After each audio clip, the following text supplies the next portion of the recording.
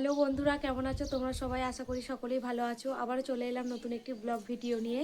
এই যে এখানে আমি মাছগুলোই মশলা মাখিয়ে দিয়েছি, আর এতে মশলা মাখাতে মাখাতে ওখানে দেখো কড়াটা আমার এত গরম হয়ে গেছে, কড়াটা পুরো কালো হয়ে গেল, তেল একদম গরম হয়ে যাচ্ছে। এই যে কড়াটা এখানে প্রচুর গরম হয়ে গেছিলো, তেলটাও গরম হয়ে গেছিলো। মাছগুলো আগে দিয়ে দিয়েছি, আমি ভয়তে তো এক সাইডে সরে গেছিলাম, এত ভয় লাগছিল যে তেলটা যদি গায়ে ছিটকে যায়, মাছ ভাজতে গিয়ে তেল ছিটকে যায়, প্রচুর ভয় থাকে। সেই জন্য আমি এক সাইডে হয়ে গেছিলাম। এখন মাছগুলোকে দিয়ে দিয়েছি, ভালো করে ভাজা ভাজা করে নেব। আর আমার কড়াটা দেখে কেউ মন্তব্য করো না জানো, কারণ কড়াটা অনেক দিনের পুরনো কড়া, একদিকের ওই ডান্ডাটা ভেঙে গেছে। আর কড়াটা ছোট, যেহেতু আমরা দুজন আছি মানুষ, সেই জন্য কড়াটা একদমই ছোট নিয়েছিলাম। আমাদের তখন খেয়াল নেই যে পরেতে কুটুম এলে কী হবে না হবে, ছোট কড়াই নিয়েছিলাম। এখন মনে হয় বড় কড়া নিলে ভালো হতো, বড় কড়াও আছে, যেহেতু দুজনেই রান্না হয় আর ছেলেটা তো অল্প খায়, সেই জন্যই ছোটো কড়াটাতেই বসিয়ে দিই, বড় কড়াতে আমি আর রান্না করি না। সেই জন্য বলছি কড়া দেখে কেউ যেন মন্তব্য করো না কিছু।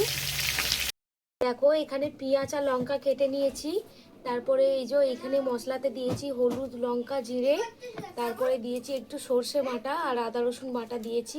এটা এমনি জলে গুলে রেখে দিয়েছি। এই যে এখানে মাছগুলো ভাজা হয়ে গেছে, আমি তুলে নেব।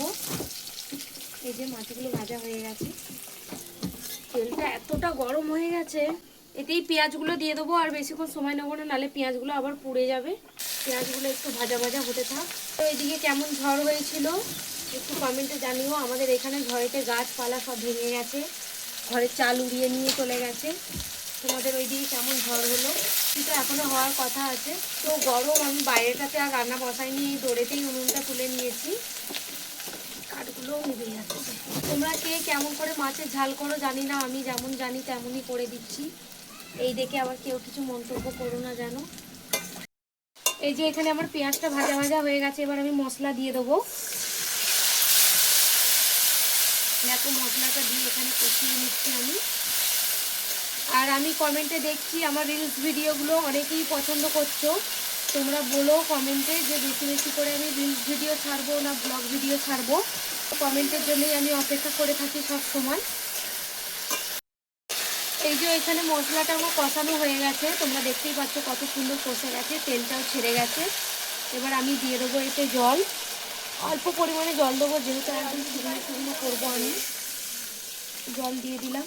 এবার জলটা ফুটে গেলে আমি মাছগুলো দিয়ে, মাছটা দেওয়ার কথা ছিল, আমি ওইটা দেখাতে পারিনি ভিডিওতে, আমার ছেলেটা ওইদিকে পালিয়ে গেছিলো, ওকে খুঁজতে গেছিলাম। ওই যে আমার মাছের ঝালটা হয়ে গেছে, এবার আমি নাবিয়ে দেবো। এরকমই মাখা মাখা নাবিয়ে দেবো, বেশি ঝোল করবো না, এটাই ঠিক হবে।